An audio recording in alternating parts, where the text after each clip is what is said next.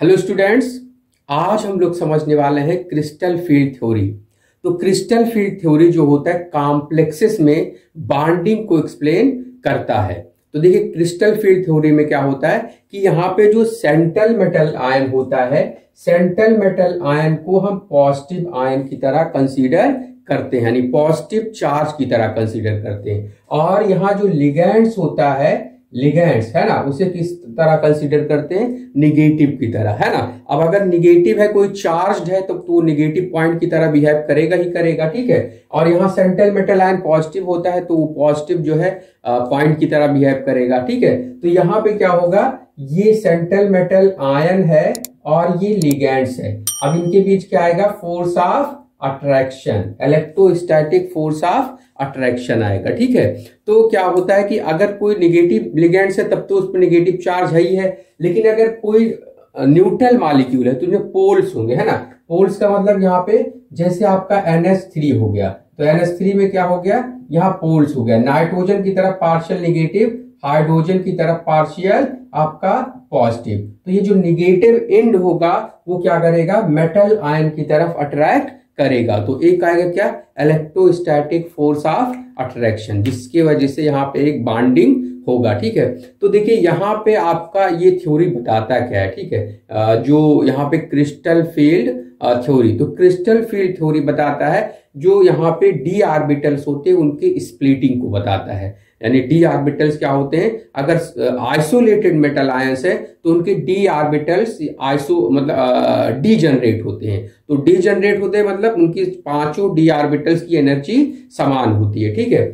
लेकिन क्या होता है जब कहीं कॉम्प्लेक्स बनता है ना, जब कहीं कॉम्प्लेक्स बनता है तो सेंट्रल मेटल आयन सेंटर में होता है, उसके चारों तरफ लिगेंड्स अप्रोच करते हैं, है ना। अब ऑक्टाहेड्रल फील्ड में, ऑक्टाहेड्रल डायरेक्शन में, जैसे ये आपका क्या है, कोई यहाँ पे क्या है, सेंट्रल मेटल है, सेंट्रल मेटल आयन है, और ये लिगेंड्स जो है, लिगेंड्स यहाँ पे एक्स एक्सिस, वाई एक्सिस और जेड एक्सिस से अप्रोच कर रहे हैं, है ना।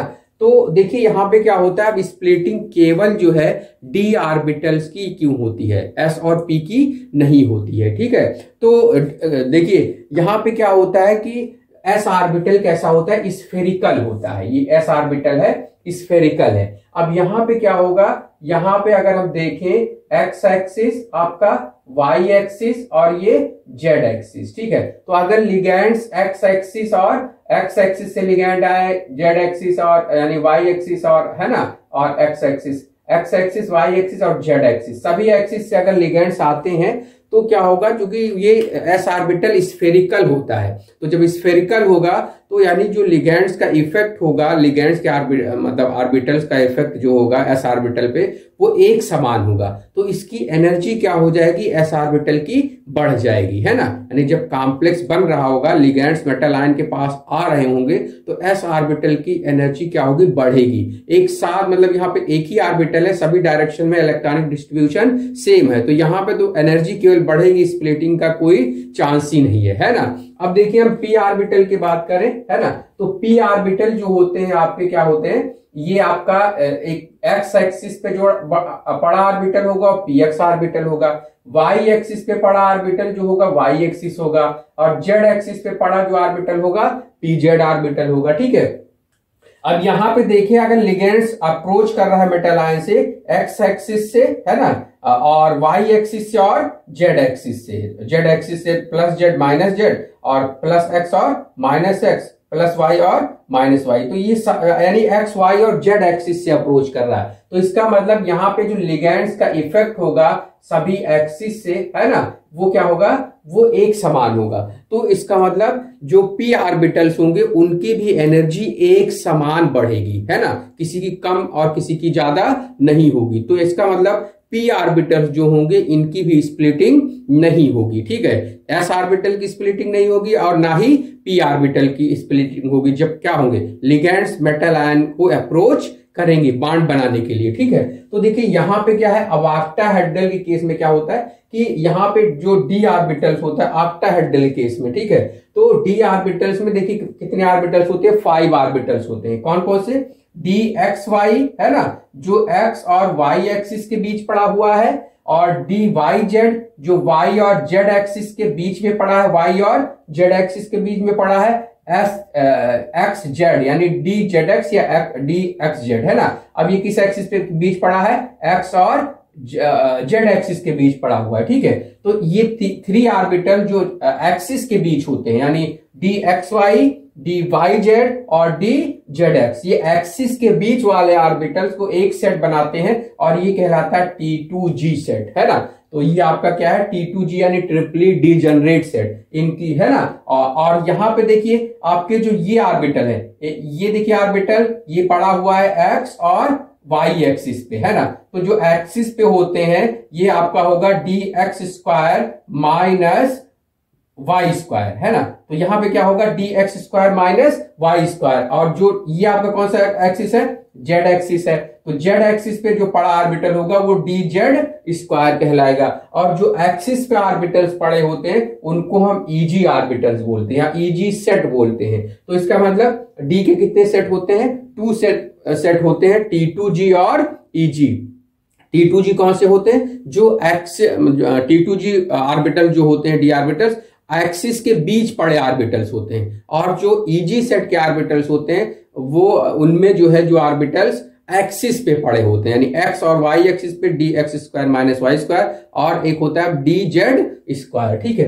अब देखिए यहां पे क्या होता है कि डी ऑर्बिटल्स जो आपका यहाँ पे क्या होता है कि जैसे जैसे आपका क्या होता है यहाँ पे लिगेंड्स क्या होगा, अभी मेटल आयन है और लिगेंड्स दूर होंगे, तो लिगेंड्स दूर होंगे और लिगेंड्स क्या होंगे, जो सेंट्रल मेटल आयन की तरफ यानी बढ़ेंगे, पास में आएंगे, है ना। तो जैसे जैसे पास में आएंगे तो सभी ऑर्बिटल सभी दूर यहाँ पे दूर होंगे, तो जब जैसे जैसे पास आएंगे इंटरेक्शन बढ़ेगा, लिगेंड्स और मेटल आयन के डी ऑर्बिटल्स के बीच इंटरेक्शन बढ़ेगा यानी इलेक्ट्रिक फील्ड में रिपल्शन होगा, ठीक है। तो क्या होगा, सभी डी ऑर्बिटल, ये आप देखिए यहाँ पे क्या है, d x y d y z d x z d x square minus y square, है ना, और डी जेड स्क्वायर। तो इनकी सभी की एनर्जी क्या होगी, समान रूप से बढ़ेगी, है ना, किसी का कम और किसी का ज्यादा नहीं होगा, और आपको मिल जाएगा स्टेट सेकेंड स्टेट। अब ये आपका होता है हाइपोथेटिकल, है ना, कैसा होता है ये, हाइपोथेटिकल, ठीक है। अब क्या होगा, यानी सेंट्रल मेटल आयन की तरफ लिगेंड जैसे जैसे पास में आएंगे पांचों डी ऑर्बिटल्स की एनर्जी बढ़नी शुरू होगी यानी एक साथ बढ़ेगी। अब क्या होगा, जैसे वो फिर क्या होंगे, बॉन्डिंग की तरफ आएंगे, है ना, यानी जब बॉन्डिंग कंडीशन में आ जाएंगे, ठीक है। तो क्या होता है, क्योंकि लिगेंड्स जो है बिल्कुल सेंट्रल मेटल आयन के पास में जैसे आना शुरू करेगा, फिर क्या होगा, अब क्योंकि लिगेंड्स किस एक्सिस से आ रहे हैं, एक्स एक्सिस, वाई एक्सिस और जेड एक्सिस, तो जो एक्स एक्सिस और वाई एक्सिस पे ऑर्बिटल पड़ा है कौन सा, d x square minus y square, और जो डी यानी जेड एक्सिस पे पड़ा है डी जेड स्क्वायर, उसके ऑर्बिटल इन ऑर्बिटल्स में और लिगेंड्स के ऑर्बिटल में ज्यादा इंटरेक्शन हो जाएगा क्योंकि वो पास में होगा, है ना। यहाँ पे क्या होगा, देखिए अब ये आपका यहाँ पे क्या होगा, ये आपका लिगेंड, चूंकि इस पे जो अगर हम यहाँ पे देखें ये आपका कोई लिगेंड्स है, अगर ये आपका ये डी एक्स आपका डी एक्स और d x square minus y square है ना, और ये तो आपका क्या होगा, अब लिगेंड्स इधर से आ रहा है, इधर से आ रहा है, इधर से आ रहा है और इधर से आ रहा है, ठीक है। तो यहां पे देखिए क्या है कि अब ये आपका यहां ज्यादा पास में होगा, ठीक है। तो ये जो है लिगेंड्स जो है एक्स और वाई एक्सिस से आ रहे हैं यानी d x square minus y square, और एक ऑर्बिटल ये आपका पड़ा है यहाँ ऊपर से आ रहा है डी, अब ये ऑर्बिटल डी जेड स्क्वायर है, तो आपका क्या हुआ, यहाँ पे लिगेंड्स आ रहे हैं, तो यहाँ पे इंटरेक्शन ज्यादा होगा, ठीक है, यानी एक्सिस पे। लेकिन जो एक्सिस के बीच में पड़े, जब मान लीजिए हम यहाँ पे मान लेते हैं कि जो ऑर्बिटल एक्सिस के, मान लो एक्स वाई एक्सिस के, है ना, ये हो गया आपका, तो अब ये ऑर्बिटल जो हो गया, ये ऑर्बिटल लिगेंड से दूर है, लेकिन ये ऑर्बिटल ये आपका जो एक्सिस पे पड़ा है ये बिल्कुल पास में है, तो इंटरेक्शन यहां ज्यादा होगा, है ना, और जो दूर एक्सिस के बीच में ऑर्बिटल्स पड़े हैं वो लिगेंड से दूर होगा तो इंटरेक्शन कम होगा, है ना। तो इस तरह जो है जो लिगेंड्स होंगे वो d x square minus y square और डी जेड स्क्वायर ऑर्बिटल के बिल्कुल पास में होंगे, जबकि d x y d y z और डी जेड एक्स से क्या होंगे, दूर होंगे, ठीक है। तो इसका मतलब यहाँ पे इनकी यानी ईजी सेट की एनर्जी ज्यादा बढ़ जाएगी, है ना। तो ये क्या होगा, ईजी सेट की एनर्जी यहाँ पे ये बढ़ गई ज्यादा सा, है ना। लेकिन अब क्योंकि ये दूर हुए है ना, तो इसकी एनर्जी क्या हो जाएगी, घट जाएगी। किसकी? T2G, जो यानी कौन से है एक्सिस के बीच में पड़े हैं, ठीक है। तो T2G सेट की यानी जो d ऑर्बिटल्स एक्सिस के बीच में पड़े हैं उनकी एनर्जी घटेगी, और जो EG सेट के ऑर्बिटल्स हैं यानी जो एक्सिस पे पड़े हैं उनकी एनर्जी बढ़ जाएगी, ठीक है। तो ऑक्टाहेड्रल फील्ड में क्या हो गया, d ऑर्बिटल्स कितने में टूट गया, 2 एनर्जी में टूट गया, T2G और EG एनर्जी लेवल में टूट गया। तो लिगैंड के इलेक्ट्रिक फील्ड की उपस्थिति में d ऑर्बिटल जो हो गए, जो 5d जनरेट d ऑर्बिटल्स हैं, वो क्या हो गए, 2 सेट एनर्जी लेवल में, यानी 2 सेट्स में टूट गए डिफरेंट एनर्जी लेवल में, है ना।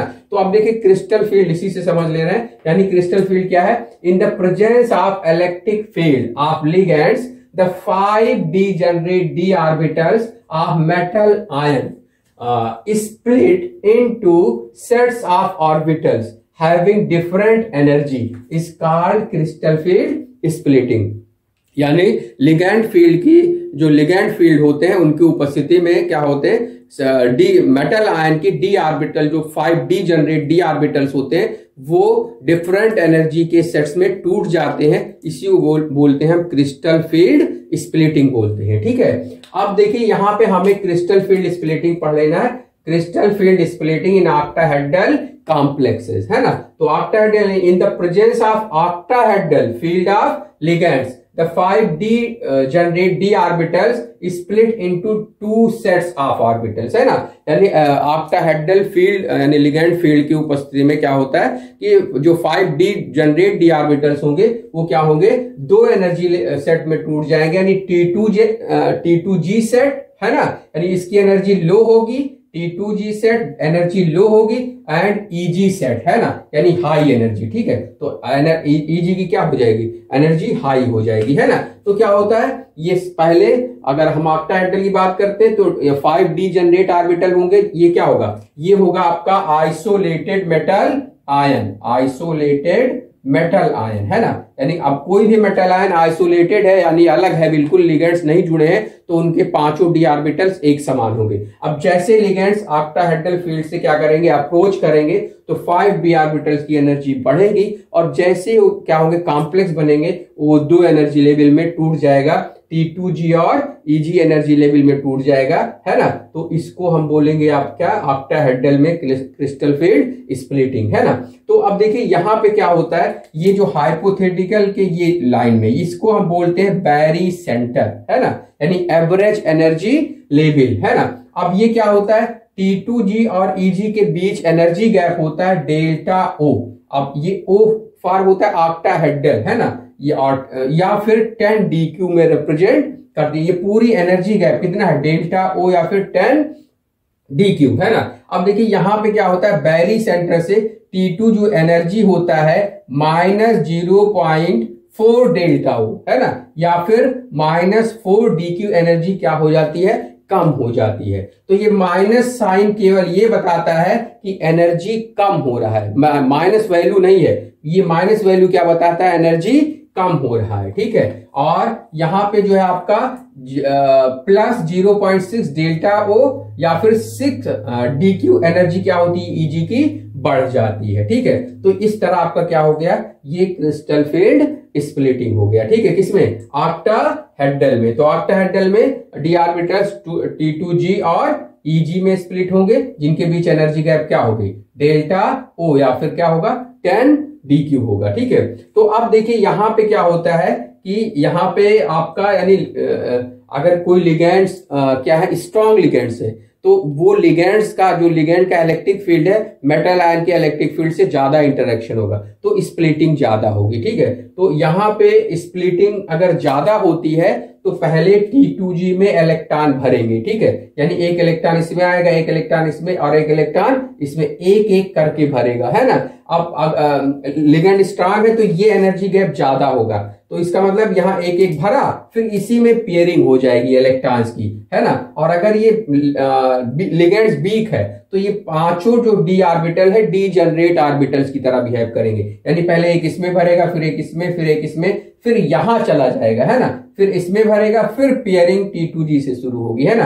यानी 5 ऑर्बिटल डी जनरेट हुए किसकी उपस्थिति में, यानी जब वीक लिगैंड होंगे तब, है ना। तो इस तरह जो है यहाँ पे ये आपका हो जाता है। इलेक्ट्रॉन की फिलिंग कैसे होता है, जब लिगेंड स्ट्रांग हो तो पहले T2G भरेगा फिर Eg भरेगा, और लिगेंड अगर वीक हो तो क्या होगा, T2G भरेगा फिर एक एक Eg भरेगा, है ना, फिर पेयरिंग होगी। समझ में आ गया।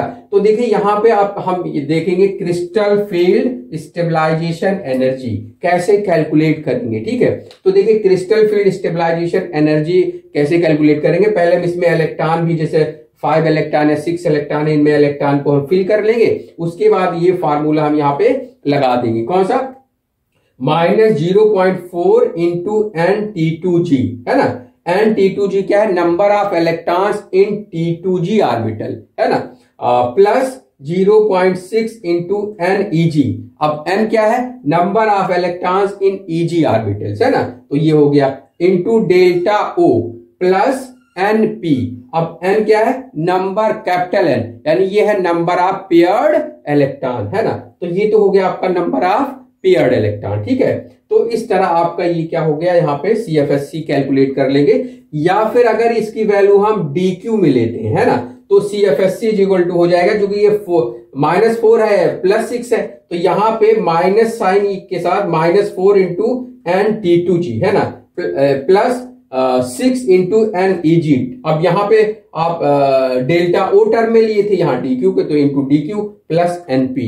NP क्या है, N जो है नंबर ऑफ पेयर्ड इलेक्ट्रॉन है, तो जितने पेयर्ड इलेक्ट्रॉन है तो उसके हिसाब से क्या कर लेंगे, आप कैलकुलेट कर लेंगे, ठीक है। तो अब हम आगे बढ़ते हैं, क्रिस्टल फील्ड स्प्लिटिंग इन टेट्राहेड्रल कॉम्प्लेक्सेस, है ना। अब देखिए टेट्राहेड्रल कॉम्प्लेक्सेस में हम ये टेट्राहेड्रल मॉलिक्यूल को एक जो है क्यूब में कंसीडर कर ले रहे हैं, ठीक है। तो क्यूब के हर अल्टरनेट कॉर्नर पे देखिए क्या है, ये लिगेंड्स मौजूद है, क्या है, ये लिगेंड्स मौजूद है, ठीक है। अब देखिए यहाँ पे जो एक्सिस है, जो एक्सिस यानी जो एक्सिस है वो पास किधर से हो रहे हैं, इन जो क्यूब है उसके फेस के बीचों बीच से पास कर रहे हैं, है ना। ये देखिए ये ऊपर वाला फेस, तो इसके बीचों बीच जेड वाला पास हुआ, ये राइट वाला फेस है ना, तो इसके फेस के बीचों बीच में पास हुआ। ये आपका फ्रंट फेस है तो उसके बीचों बीच से पास हुआ, है ना। इसका मतलब ये हुआ कि ये जो लिगेंड्स हैं ये एक्सिस के थ्रू नहीं जा रहे हैं, है ना, और ना ही ये एक्सिस के बीच की तरफ से जा रहे हैं, है ना, ये एक्सिस के बीच के थोड़ा पास में है ना। तो देखिए इसका मतलब ये हुआ कि जो एक्स और जेड और वाई एक्सिस पे ऑर्बिटल्स हैं उनसे ये लिगेंड्स दूर है ना, उनसे ये लिगेंड्स दूर है। तो इसका मतलब जो एक्स और वाई एक्सिस और जेड एक्सिस पे ऑर्बिटल्स हैं उनसे जब दूर होगा तो रिपल्शन यानी कम होगा, और रिपल्शन कम होगा तो इसकी एनर्जी में बढ़ोतरी नहीं होगी, इसकी एनर्जी कम होगी। और क्योंकि ये जो लिगेंड्स हैं ये एक्सिस के बीच वाले ऑर्बिटल के पास में है, तो इसका मतलब यहां पे क्या होगा कि जो लिगेंड्स एक्सिस के बीच में है उनकी एनर्जी बढ़ जाएगी, और जो एक्सिस पर हैं उनकी एनर्जी घट जाएगी, है ना। तो एक्सिस के बीच वाले ऑर्बिटल ये हो गया T2G, और एक्सिस पर वाले ऑर्बिटल कौन से हो गए, Eg सेट, ठीक है। तो यहां पे क्या हो गया, देखिए यहां पे जो लिगेंड्स हैं तो इसके वजह से क्या होगा, पहले जब टेट्राहेड्रल फील्ड में क्या होंगे, लिगेंड्स अप्रोच करेंगे तो पांचों एनर्जी की एक समान बढ़ेगी, तो सेकेंड स्टेट आ जाएगा। जैसे कॉम्प्लेक्स बनेगा फिर आपका क्या होगा, यहाँ पे Eg की एनर्जी कम हो जाएगी, है ना। Eg कम होगी, कम क्यों होगी, क्योंकि एक्सिस के थ्रू नहीं आ रहे हैं, ये एक्सिस के बीच के पास से आ रहे हैं, ठीक है। तो जो एक्सिस पे ऑर्बिटल्स ये हैं यानी dx² - y² और dz², इसकी एनर्जी कम होगी, और जो एक्सिस के बीच यानी T2G वाले हैं उनकी एनर्जी बढ़ जाएगी। अब देखिए टेट्राहेड्रल के केस में जो है G शब्द यूज नहीं करते हैं, यहां केवल E लिखा और यहाँ पे T2 लिखा। तो G फॉर होता है G रेट, है ना, और G रेट आपका क्या होता है, ऐसे कोई आपका सिस्टम जिसमें सेंटर ऑफ सिमेट्री हो तो वहां G टर्म यूज करते हैं। तो यहाँ पे कोई सेंटर ऑफ सिमेट्री नहीं होता है टेट्राहेड्रल में, तो इसलिए यहाँ पे G शब्द क्या करते हैं, हटा देते हैं। जबकि ऑक्टाहेड्रल में सेंटर ऑफ सिमेट्री होता है, यहाँ पे मान लो ये पॉइंट है, इधर इधर अगर सब क्या है तो यहाँ पे सेंटर ऑफ सिमेट्री होता है मॉलिक्यूल में, जबकि यहाँ पे सेंटर ऑफ सिमेट्री नहीं होता है। तो इस वजह से जी टर्म यहां से क्या करेंगे, हम हटा देंगे। तो आप देखिए यहाँ ऑक्टाहेड्रल और टेट्राहेड्रल में अंतर क्या हुआ, ऑक्टाहेड्रल में T2G नीचे आया था, EG ऊपर गया था, और टेट्राहेड्रल में E आपका EG मतलब G तो हटा देंगे, E वाला ऑर्बिटल कम हो जाए, कम एनर्जी, और T2 की एनर्जी क्या हो जाएगी, बढ़ जाएगी। मतलब जस्ट ऑक्टाहेड्रल का उल्टा होगा क्या, जो है टेट्राहेड्रल। अब देखिए लिगैंड्स, इसमें क्या होता है, इसमें स्ट्रॉन्ग और वीक का कोई इफेक्ट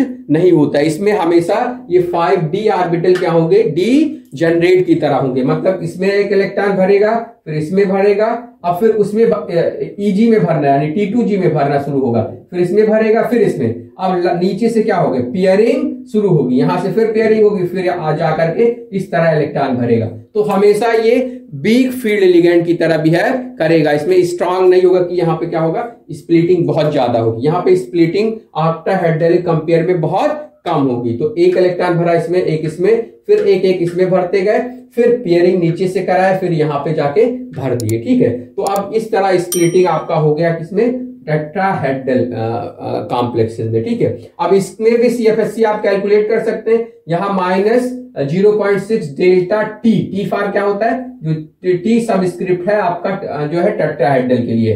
तो यहाँ पे CFSC यानी माइनस ये वैल्यू ले लिया इंटू NE, मतलब number of electron in E set, है ना। तो E सेट में हो गया प्लस, अब ये वैल्यू ऊपर प्लस है तो प्लस 0.4 इंटू NT2, है ना, इंटू डेल्टा T हो गया। ठीक है, तो इतना। अब अगर आप पेयरिंग एनर्जी को कंसीडर करते हैं तो NP क्या करेंगे, आप जोड़ देंगे। N क्या है, N क्या है, नंबर ऑफ, N जो है आपका नंबर ऑफ पेयर्ड इलेक्ट्रॉन। ठीक है, तो ये है आपका पेयर्ड इलेक्ट्रॉन। ठीक है, तो इस तरह जो है यहाँ पे क्या कर सकते हैं। अब ये आपको समझ में आ गया होगा कि स्प्लिटिंग ऑक्टाहेड्रल का उल्टा जस्ट क्या होता है, टेट्राहेड्रल का। ठीक है, तो अब हम यहाँ पे देख ले रहे हैं factors affecting crystal field splitting. ठीक है, तो यहाँ पे कौन कौन से फैक्टर्स हैं जो स्प्लिटिंग को क्या करते हैं, प्रभावित करते हैं। ठीक है, तो पहला हो गया आपका नेचर ऑफ लिगेंड्स, यानी लिगेंड्स का नेचर कैसा है, स्ट्रॉन्ग लिगेंड्स है या फिर वीक लिगेंड है। तो अगर लिगेंड स्ट्रॉन्ग है ना, अगर लिगेंड स्ट्रॉन्ग है तो मेटल आयन के ऑर्बिटल्स और लिगेंड्स के ऑर्बिटल में ज्यादा इंटरेक्शन होगा, ज्यादा रिपल्शन होगा, तो स्प्लिटिंग ज्यादा होगी। यानी स्ट्रॉन्ग लिगेंड्स होंगे तो आपका मोर रिपल्शन या हाई मतलब मोर स्प्लिटिंग होगा, है ना। जितना ज्यादा स्ट्रॉन्ग लिगेंड्स होगा स्प्लिटिंग ज्यादा होगी, और जो आपका T2G और EG के बीच गैप होगा, T2G और EG के बीच जो गैप होगा यानी डेल्टा O, ये क्या हो जाएगा ऑक्टाहेड्रल में हाई हो जाएगा। ठीक है, और अगर ये कैसा है, ये लिगेंड्स वीक है, तो वीक है तो ये स्प्लिटिंग क्या होगी, कम होगी। यानी एनर्जी गैप क्या होगा, अगर लिगेंड्स स्ट्रांग है तो एनर्जी गैप ज्यादा, और अगर लिगेंड्स वीक है तो एनर्जी गैप कम होगा, यानी स्प्लिटिंग कम होगा। तो ये समझ में आ गया नेचर ऑफ लिगेंड्स। अब स्ट्रॉन्ग लिगेंड्स तो हाई स्प्लिटिंग और वीक लिगेंड्स तो लेस स्प्लिटिंग, है ना। इसी तरह आपका होता है oxidation of central metal ion, यानी oxidation number of central metal ion, है ना। तो ऑक्सीडेशन नंबर का मतलब अगर मान लीजिए Fe2+ है, Fe3+ है, तो Fe3+ पे चार्ज ज्यादा है ना, चार्ज डेंसिटी ज्यादा होगा तो लिगेंड्स को ज्यादा अट्रैक्ट करेगा, है ना। तो जितना ज्यादा हाई ऑक्सीडेशन स्टेट अगर होगा तो लिगेंड्स का अट्रैक्शन उतना ज्यादा होगा, इंटरेक्शन यानी लिगेंड्स और लिगेंड्स का ऑर्बिटल और मेटल आयन के ऑर्बिटल में रिपल्शन ज्यादा होगा, तो स्प्लिटिंग क्या होगी, हाई स्प्लिटिंग हो जाएगा, यानी मोर स्प्लिटिंग हो जाएगा। और अगर लो ऑक्सीडेशन स्टेट है तो स्प्लिटिंग क्या होगी, कम हो जाएगी, है ना। लो ऑक्सीडेशन स्टेट होगा तो लिगेंड्स का अट्रैक्शन कम होगा तो रिपल्शन कम होगा, रिपल्शन कम होगा तो स्प्लिटिंग कम होगी। ठीक है, अब तीसरा है आपका साइज ऑफ डी ऑर्बिटल्स। तो साइज ऑफ डी ऑर्बिटल्स का मतलब जैसे आपका एक 3d ऑर्बिटल्स वाला मेटल आयन, एक 4d ऑर्बिटल वाला मेटल आयन है ना, तो 4d की साइज बड़ी होगी, 3d की साइज छोटी होगी। तो जितना बड़ा ऑर्बिटल्स होगा लिगेंड्स के पास उतना ज्यादा आएगा, और जितना ज्यादा पास में होंगे तो इंटरेक्शन उतना ज्यादा होगा, और जब इंटरेक्शन ज्यादा होगा तो क्या होगा, स्प्लिटिंग ज्यादा होगी। यानी ज्यादा मेटल बड़ा होगा, यानी मेटल का डी ऑर्बिटल जितना बड़ा होगा, ठीक है, तो क्या होगा, स्प्लिटिंग ज्यादा होगी, है ना। तो अगर साइज लार्ज साइज का है कोई मतलब ऑर्बिटल्स या एटम, ठीक है, तो उसमें स्प्लिटिंग क्या होगा, हाई स्प्लिटिंग होगा, है ना। और अगर साइज छोटा है तो स्प्लिटिंग क्या होगा, लो स्प्लिटिंग होगा, है ना। तो यानी स्प्लिटिंग किस पे डिपेंड करता है, लिगेंड्स पे, नेचर ऑफ लिगेंड्स पे। स्ट्रॉन्ग लिगेंड ज्यादा स्प्लिटिंग, वीक लिगेंड कम स्प्लिटिंग। और दूसरा डिपेंड करता है जो है ऑक्सीडेशन नंबर पे। ज्यादा ऑक्सीडेशन नंबर होगा तो स्प्लिटिंग ज्यादा होगा, कम ऑक्सीडेशन नंबर होगा तो कम स्प्लिटिंग होगा। और तीसरा है आपका जो है साइज ऑफ एटम्स या साइज ऑफ डी ऑर्बिटल्स। जितना ज्यादा बड़ा एटम होगा यानी सेंट्रल मेटल आयन होगा, डी ऑर्बिटल्स उतना बड़ा होगा और उतना ही ज्यादा स्प्लिटिंग होगा। ठीक है, तो ये तो हो गया आपका क्रिस्टल फील्ड स्प्लिटिंग। ठीक है, किसमें, ऑक्टाहेड्रल और टेट्राहेड्रल में। ठीक है, तो अगर आपको ये वीडियो समझ में आया हो तो चैनल जरूर सब्सक्राइब करिए और बेल आइकन को जरूर प्रेस करिए ताकि कोई भी वीडियो बनाए तो आपको यानी अपलोड करें तो आपको नोटिफिकेशन मिल जाए।